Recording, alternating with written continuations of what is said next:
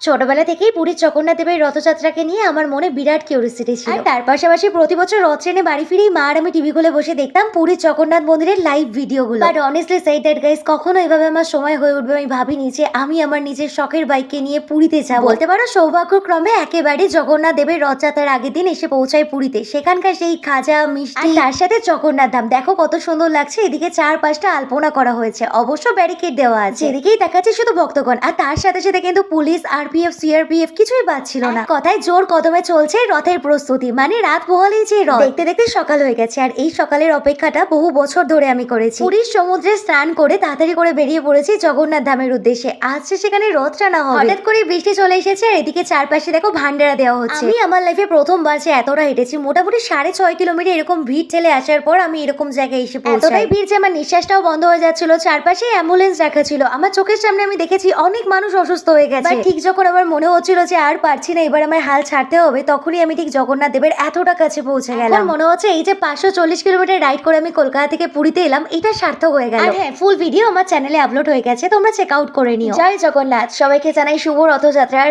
আজকের কমেন্টে শুধুই চাই জয় জগন্নাথের ডাক।